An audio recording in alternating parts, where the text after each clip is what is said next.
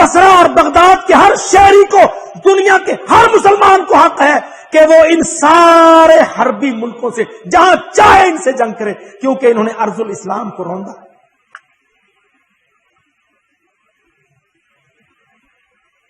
صرف یہی نہیں کہ وہ ان کو قتل کریں، ان کو حق ہے بصرہ میں، بغداد میں، فلوجہ میں، رمادی میں جو کافر ان کے ہاتھ لگے اس کو وہاں وہ پکڑیں، اس کو قید کریں، یرغمال بنائیں، اس کا حفظانہ طلب کریں، اس کے اگینسٹ اپنے بندے چھڑوائیں، ان کو دھمکی دے کر ان کی فوجیں بھگائیں، سب ان کو حق اللہ دے۔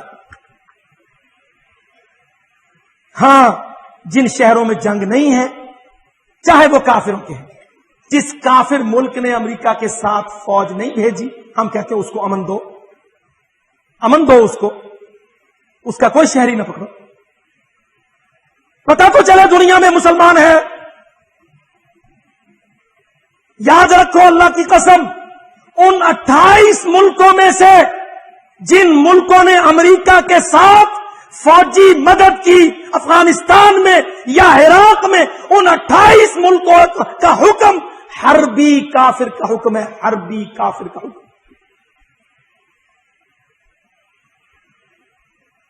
صرف وہ کافر ملک رعایت پائیں گے جن کافر ملکوں نے مسلمان ملکوں پر امریکہ کی مدد کرتے ہوئے اپنی فوج داخل نہیں کی۔ یہ بحث ہے دارالاسلام اور دارالکفر کی اور دارالحرب کی، اور انشاءاللہ اب یہی بحثیں آ رہی ہیں۔ جمہوریت تو بیچاری لڑک گئی، جتنی پاکستان میں لڑکی اتنی بھی دنیا میں کہیں لڑکی۔ 5 وزیر اعظم اکٹھے لڑک رہے، 5 وزیر اعظم اکٹھے، اور بدترین ذلت، اللہ کی قسم ڈیموکریسی کی بدترین ذلت، والحمدللہ ڈیموکریسی کی بدترین ذلت دنیا میں اگر کہیں ہو رہی ہے تو وہ میرے اور آپ کے پاکستان میں ہو رہی ہے۔ 3 منتخب میجورٹی والے وزیر اعظم منہ سجائے بیٹھے ہیں، 2 دربدر ہیں، 1 بلوچ گھر ہے، اور 2 بیچارے، 1 60 ماہ 8 ماہ سارے پھرتے ہیں۔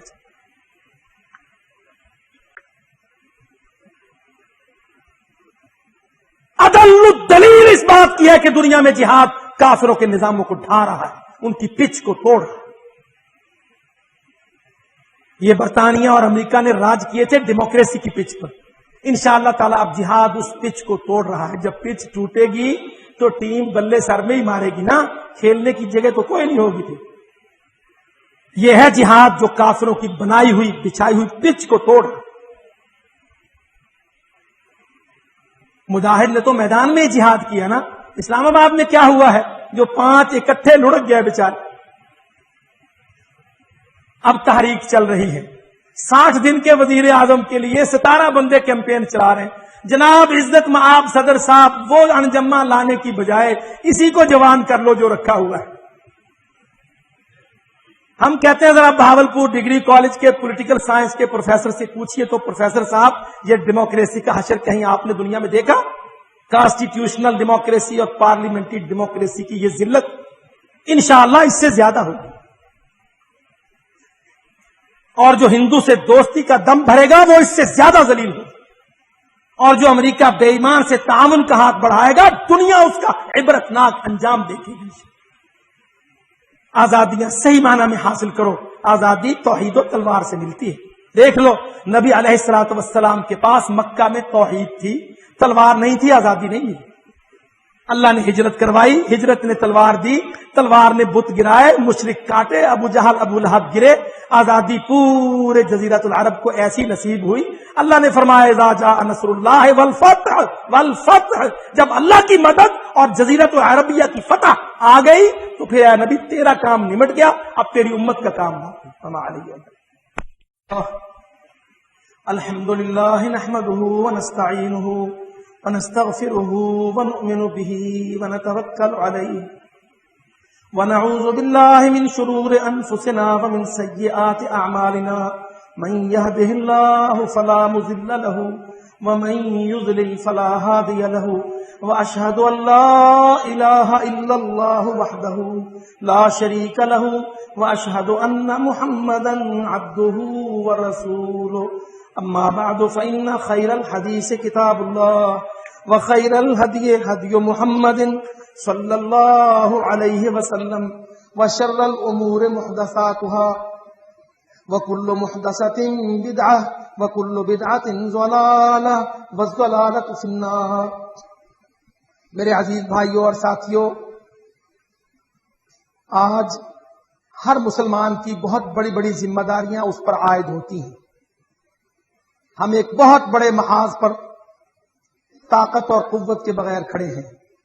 جن لوگوں کے پاس حکومت، طاقت اور قوت ہے وہ کافروں کے آئیدر اور آلہ کار ہیں، چاہے دانستہ ہوں یا نادانستہ ہوں۔ اس میں کوئی شک نہیں کہ مسلمانوں کے حکمران بہرحال کافروں کے آلہ کار اور ٹول بن چکے ہیں، ان کی مجبوریاں ہوں یا ان کی جہالت ہے۔ مگر الجھے بغیر اسلام ہمیں طریقہ بتلاتا ہے، ہم اپنی اصلاح کا فکر کریں۔ یہ بہاولپور ہے، وہ ملتان ہے، وہ لاہور ہے، ہر شہر میں سینکڑوں مسجدیں ہیں۔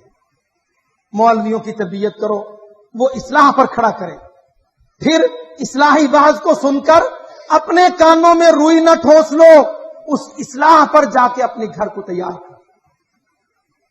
یاد رکھو، اللہ تعالیٰ ان جماعتوں، قوموں، ملکوں کو گرنے نہیں دیتا جو اللہ کے دین کے لیے تھوڑا بہت اصلاح کا کام کرتی ہے۔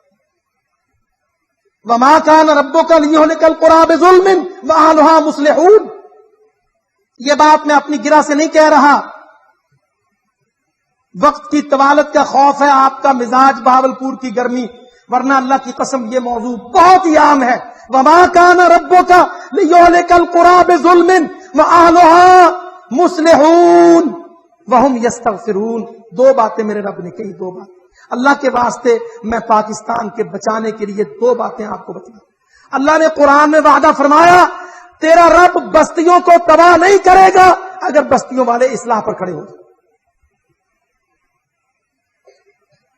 دیکھو، پاکستان بچ جائے گا اگر پاکستانی اصلاح پر کھڑے ہو جائیں۔ اور ہر بندے کا اپنا اپنا دائرہ ہے، صدر کا اپنا دائرہ ہے تو گھر کے صدر کا اپنا دائرہ۔ ہم یہاں مسجد میں گھروں کے صدر بیٹھے ہیں، وہ تو پارلیمنٹ میں ہمارا ایک بیچارہ پاکستانی صدر ہوگا نا، ہم یہاں مسجد میں گھروں کے صدر بیٹھے۔ میں اپنے گھر کا صدر ہوں، آپ اپنے گھر کے صدر ہیں۔ آپ کی بیوی، آپ کے بچے، آپ کی بہویں، آپ کے بیٹے، آپ کی رعایا ہے، آپ وہاں اصلاح کا کام۔ اللہ اس گھر کو تباہ نہیں کرے گا جس گھر والے دو کام کریں، ایک اصلاح، دوسرا استغفار۔ وَهُمْ يَسْتَغْفِرُونَ، وہ کہیں اللہم اغفر لنا وارحمنا، اللہ عذاب برسا کے تباہ کر دے، ایسا نہیں ہوگا، یہ قرآن کہتا ہے۔ دیکھو، گناہوں سے انکار نہیں، مجھ میں بھی گناہ، آپ میں بھی گناہ، ہم سب گناہگار، پر اللہ کے واسطے استغفار شروع کر دو۔ استغفار، عصر کا بھی انتظار نہ کرو، عصر کا 1 گھنٹے کا بھی انتظار نہ کرو، استغفار شروع، اور استغفار کے ساتھ اصلاح شروع کرو۔ میں اپنی اصلاح کروں، آپ اپنی اصلاح کریں، میں اپنی بیوی بچوں کی اصلاح کروں، آپ اپنے بیوی بچوں کی اصلاح کریں، ہم اصلاح کرنے لگ جائیں۔ آپ سوچئے، کبھی باپ اس اولاد کو سزا دیتا ہے جو اولاد باپ کے غصے سے ڈر کے سیدھی ہونے لگ جائے؟ باپ کا رحم کیا حیثیت رکھتا ہے اللہ کے رحم کے مقابل؟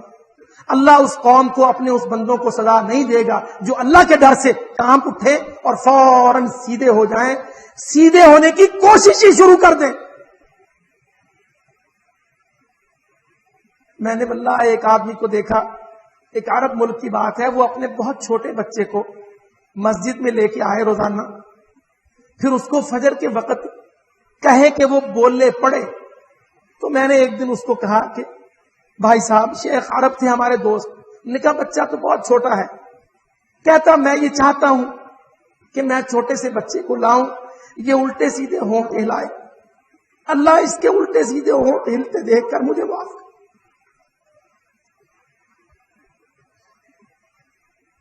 کہتا یہ آپ کو پتا ہے تو مجھے بھی پتا ہے کہ میرا بچہ کچھ نہیں جانتا اور یہ بہت چھوٹا ہے، مگر جس کے ڈر سے میں لے کے آتا ہوں وہ بہت بڑا ہے۔